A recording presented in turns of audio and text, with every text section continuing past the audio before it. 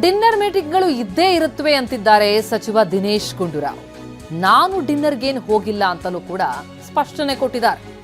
Dinner politics ಕುರಿತಂತೆ ಕಾಂಗ್ರೆಸ್ ನಾಯಕರ ಮಾತುಗಳಿದ್ದು ದಿನೇಶ್ ಗುಂಡೂರಾವ್ ಮಾತನಾಡಿದ್ದಾರೆ. ಡಿನ್ನರ್ ಮೀಟಿಂಗ್ಗಳು ಇದ್ದೇ ಇರುತ್ತವೆ, ಅದು ಸಹಜ ಅಂತಿದ್ದಾರೆ ದಿನೇಶ್.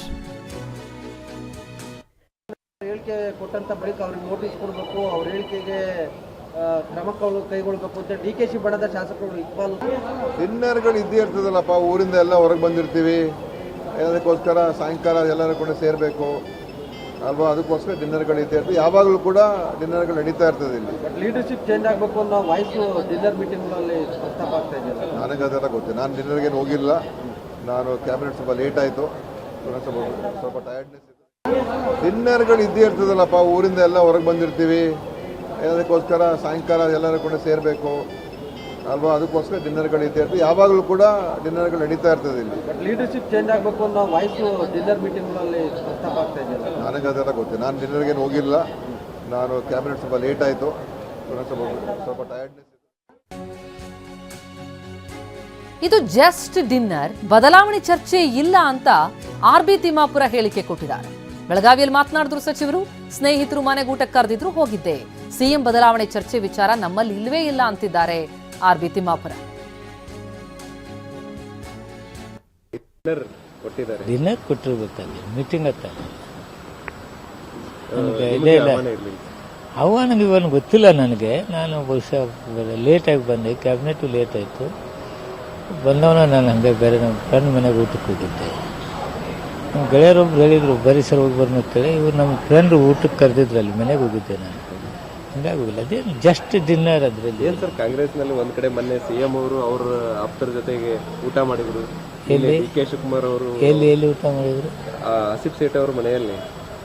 ನಮ್ಮನ್ನು ಕರಿತಿದ್ರಲ್ಲ, ಇವರು ಕರಿತಿದ್ರು. ಹಾಗೆ ಏನಿರಂಗಿಲ್ಲ, ಒಂದು ಟೀಮ್ ಕೂಡ ಊಟಕ್ಕೆ ಕರೆದಿರ್ತಾರೆ, ಅಂಥದ್ದೇನು ಮೇಜರ್ ಅಲ್ಲ. ಡಿನ್ನರ್ ಕೊಟ್ಟಿದ್ದಾರೆ.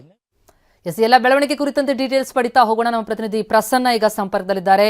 ಪ್ರಸನ್ನ, ಯಾವ ಒಗ್ಗಟ್ಟಿನ ಮಂತ್ರವನ್ನ ಜಪಿಸಿದ್ರೋ ಬೆಂಗಳೂರಿನಲ್ಲಿ, ಅದು ಹೆಚ್ಚು ಕಾಲ ಉಳಿಲಿಲ್ಲ ಅಂತ ಅನ್ನೋದು ಈಗ ಬಹಿರಂಗವಾದಂತಹ ಸತ್ಯ. 2 ಬಣಗಳಾಗಿವೆ, ಡಿನ್ನರ್ ಮೀಟಿಂಗ್ಗಳು ನಡೀತಾ ಇವೆ. ಎಷ್ಟೇ ಸಮರ್ಥನೆ, ಎಷ್ಟೇ ಸ್ಪಷ್ಟನೆ ಕೊಡುವಂತಹ ಪ್ರಯತ್ನವನ್ನ ನಾಯಕರುಗಳು ಮಾಡ್ತಾ ಇದ್ರು ಕೂಡ ಒಳಗೊಳಗೆ ಈ ರೀತಿಯಲ್ಲಿ ಬಣ ರಾಜಕೀಯ ನಡೀತಾ ಇದೆ ಅನ್ನೋದು ಸ್ಪಷ್ಟವಾಗ್ತಾ ಇದೆ. ಏನ್ ಸಂದೇಶ ರವಾನಿಸುವಂತ ಪ್ರಯತ್ನ ಆಗ್ತಿದೆ, ಅಥವಾ ಬರೀ ಶಕ್ತಿ ಪ್ರದರ್ಶನದ ವೇದಿಕೆಯಾಗಿದೆಯಾ ಬೆಳಗಾವಿ? ಹೌದು ಪ್ರತಿಮಾ, ಇದೆಲ್ಲವೂ ಕೂಡ ಸಹಜ ಅನ್ನುವಂತ ಮತನ ನಾಯಕರು ಹೇಳ್ತಾ ಇದ್ರು ಕೂಡ ಇದ್ಯಾವುದು ಸಹಜ ಅಲ್ಲ. ಅಸಹಜವಾದಂತ ಬೆಳವಣಿಗೆಗಳು ಕಾಂಗ್ರೆಸ್ನಲ್ಲಿ ನಡೀತಿದೆ ಅನ್ನುವಂಥದ್ದು ಅತ್ಯಂತ ಸ್ಪಷ್ಟ.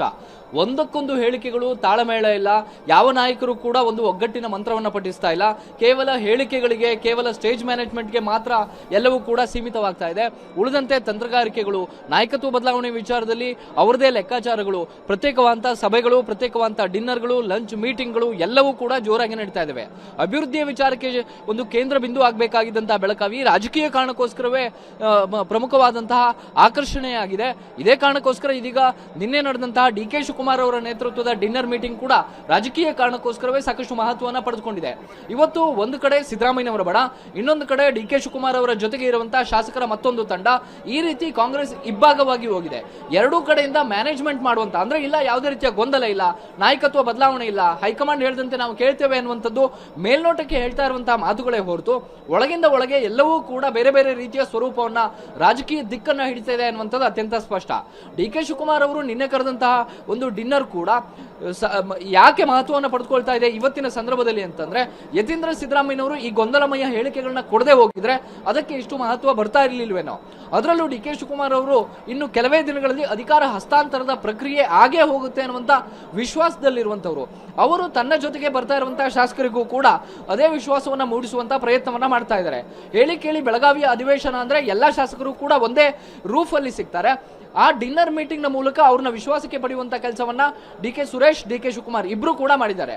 ಖಾಸಗಿ ಒಂದು ಸ್ಥಳದಲ್ಲಿ ನಡೆದಂತ ಈ ಒಂದು ಡಿನ್ನರ್ ನಲ್ಲಿ ಮುಂದಿನ ದಿನಗಳಲ್ಲಿ ಆಗಬಹುದಾದಂತಹ ಬೆಳವಣಿಗೆಗಳ ಬಗ್ಗೆ ಯಾವ ರೀತಿ ಶಾಸಕರಿಗೆ ವಿಶ್ವಾಸವನ್ನು ಮೂಡಿಸಬೇಕೋ ಆ ಎಲ್ಲಾ ಮಾತುಗಳು ಕೂಡ ಡಿ.ಕೆ. ಶಿವಕುಮಾರ್ ಕಡೆಯಿಂದ ಬಂದಿದೆ. ಹೌದು, ಮುಂದಿನ ದಿನಗಳಲ್ಲಿ ಒಳ್ಳೇದಾಗುತ್ತೆ, ಕೇವಲ ನನಗೆ ಮಾತ್ರ ಅಲ್ಲ, ಇಲ್ಲಿ ಡಿನ್ನರ್ಗೆ ಬಂದಂತ ಪ್ರತಿಯೊಬ್ಬರಿಗೂ ಕೂಡ ಒಳ್ಳೇದಾಗುತ್ತೆ ಅನ್ನುವಂತ ಮಾತನ್ನ ಡಿ.ಕೆ. ಶಿವಕುಮಾರ್ ನೇರವಾಗಿ ಹೇಳಿದ್ದಾರೆ. ಆ ಮೂಲಕ ನಾಯಕತ್ವ ಬದಲಾವಣೆ ಇದೆ ಅನ್ನುವಂಥದ್ದನ್ನ ಡಿ ಕೆ ಶಿವಕುಮಾರ್ ಅವರು ತನ್ನ ಎಲ್ಲ ಆಪ್ತ ಶಾಸಕರಿಗೂ ಕೂಡ ರವಾನೆ ಮಾಡಿರುವಂಥದ್ದು ಅತ್ಯಂತ ಸ್ಪಷ್ಟ. ದೆಹಲಿಯಲ್ಲಿರುವಂತಹ ಹೈಕಮಾಂಡ್ ಇದಕ್ಕೆ ಸಂಬಂಧಪಟ್ಟ ಹಾಗೆ ಒಂದು ನಿರ್ಣಯವನ್ನ ಇದುವರೆಗೂ ಕೂಡ ತೆಗೆದುಕೊಂಡಿಲ್ಲ. ಒಂದು ಸುತ್ತಿನ ಸಭೆ ಸೋನಿಯಾ ಗಾಂಧಿ ಅವರ ನೇತೃತ್ವದಲ್ಲಿ ಆದರೂ ಕೂಡ ಅಂತಿಮ ತೀರ್ಮಾನಕ್ಕೆ ಬರೋದಕ್ಕೆ ಸಾಧ್ಯವಾಗಿಲ್ಲ. ಬ್ರೇಕ್ಫಾಸ್ಟ್ ನ ಮೀಟಿಂಗ್ ನ ಮೂಲಕ ಎಲ್ಲ ಗೊಂದಲಗಳನ್ನ ತಿಳಿಗೊಳಿಸುವಂತಹ ಒಂದು ಪ್ರಯತ್ನವನ್ನ ಮಾಡಲಾಗಿತ್ತು. ಆದ್ರೆ ಆ ಪ್ರಯತ್ನ ಕೇವಲ ಪ್ರಯತ್ನ ಅನ್ನುವಂಥದ್ದು ಈ ಡಿನ್ನರ್ ನ ಮೀಟಿಂಗ್ ನ ಮೂಲಕ ಮತ್ತೆ ಸಾಬೀತಾಗ್ತಾ ಇದೆ. ಒಂದು ಕಡೆ ಸಿದ್ದರಾಮಯ್ಯನವರ ಆಪ್ತರು ಕೂಡ ಒಂದು ಡಿನ್ನರ್ ನ ಲಂಚ್ ಅನ್ನ ಎಲ್ಲವನ್ನೂ ಕೂಡ ಅರೇಂಜ್ ಮಾಡ್ತಾ ಇದ್ದಾರೆ. ಮತ್ತೊಂದು ಕಡೆ ಡಿ ಕೆ ಶಿವಕುಮಾರ್ ಅವರ ಬಣ, ಡಿ ಕೆ ಶಿವಕುಮಾರ್ ಜೊತೆಗಿರುವಂತಹ ಶಾಸಕರು ಪ್ರತ್ಯೇಕವಂತ ಡಿನ್ನರ್ ಗಳನ್ನ, ಪ್ರತ್ಯೇಕವಂತ ಮೀಟಿಂಗ್ ಗಳನ್ನ ಮಾಡ್ತಾ ಇದ್ದಾರೆ. ಇಬ್ಬರು ಕೂಡ ಸಾಬೀತು ಮಾಡೋದಕ್ಕೆ ಹೊರಟಿರುವಂತದ್ದು ತಮ್ಮ ಜೊತೆಗೆ ಶಾಸಕರು ಇದ್ದಾರೆ ಅನ್ನುವಂಥದ್ದನ್ನ. ಯಾವತ್ತೂ ಸಿದ್ದರಾಮಯ್ಯನವರು ದೆಹಲಿಯಲ್ಲಿ ಕೂತು ಡಿ ಕೆ ಶಿವಕುಮಾರ್ ಅವರ ಜೊತೆಗೆ 4-5 ಶಾಸಕರು ಮಾತ್ರ ಇದ್ದಾರೆ, ಅದು ಅವರ ವೈಯಕ್ತಿಕ ಅಭಿಪ್ರಾಯ ಅನ್ನುವಂಥ ಮಾತನ್ನ ಹೇಳಿದ್ರು. ಅವತ್ತಿಂದ ಇಲ್ಲಿ ತನಕವೂ ಕೂಡ ಡಿ ಕೆ ಶಿವಕುಮಾರ್ ತನ್ನ ಜೊತೆಗಿರುವ ಶಾಸಕರ ನಂಬರ್ ಅನ್ನ ಹೆಚ್ಚಿಸಿಕೊಳ್ಳುವಂತಹ ಪ್ರಯತ್ನವನ್ನ ನಿರಂತರವಾಗಿ ಮಾಡ್ತಿದ್ದಾರೆ.